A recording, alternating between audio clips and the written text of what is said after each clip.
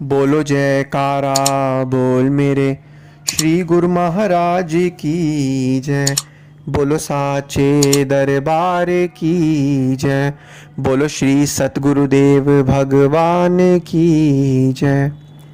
गुरुमुखों, पिछले भाग में हमने दुख का कारण पढ़ा कि क्यों मनुष्य दुखी होता है। आज हम इस बारे में और जानेंगे। संत मत या संत मार्ग ही इन सब व्याधियों की एकमात्र चिकित्सा है। यह आत्मज्ञान है जो हमें जीने की कला सिखाता है।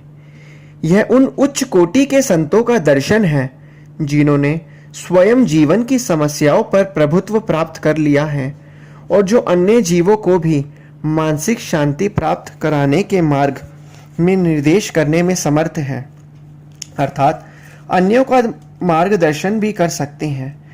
हमारे द्वारा अनुभव की गई मानसिक अशांति संतों की सहायता और कृपा द्वारा दूर हो सकती है।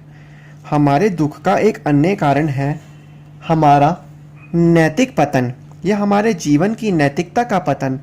हम नैतिकता से इतने गिर गए हैं, कभी कभी तो हम यह सोचने पर विवश हो जाते हैं, क्या इससे भी अधिक बुरा मनुष्य के साथ घट सकता है।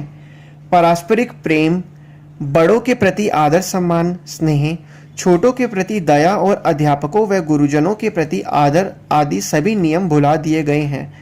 हमारी नैतिकता के यही आवश्यक अंग आदर्श गुण जब समाप्त हो रहे हैं तो फिर यदि हम दुखी हैं तो इससे आश्चर्य क्या। मनुष्य में यह गुण भविष्य में उसकी उन्नति और नैतिकता के आवश्यक अंग हैं। अमीर अथवा गरीब, पुरुष या स्त्री, युवा व या वृद्ध, इनमें से किसी से भी यदि यह पूछा जाए क्या वह अपनी वर्तमान परिस्थितियों से खुश है और क्या वह अपने भाग्यों से संतुष्ट है, तो आपको यह सुनकर आश्चर्य होगा कि प्रत्येक के पास कहने के लिए अपने दुखों की एक लंबी कहानी है।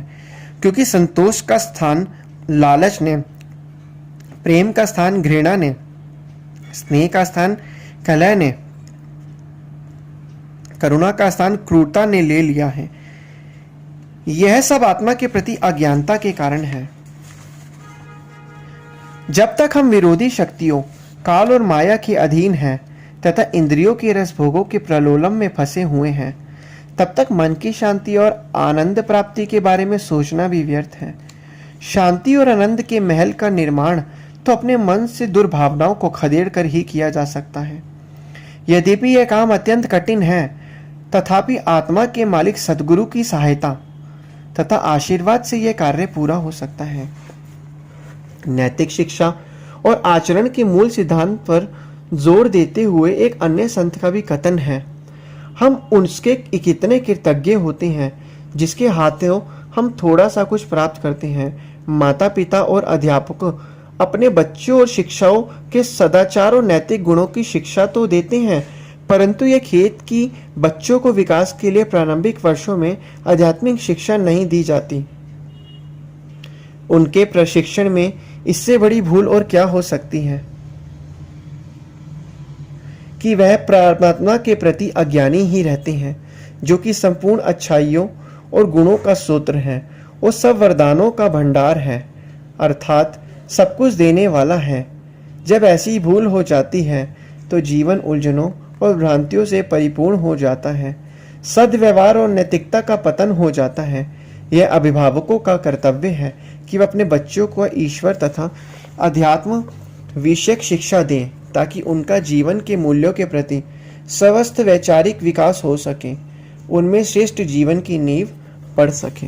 बोलो जयकारा बोल मेरे श्री गुरु महाराज की जय। बोलो साचे दरबार की जय। बोलो श्री सतगुरुदेव भगवान की जय।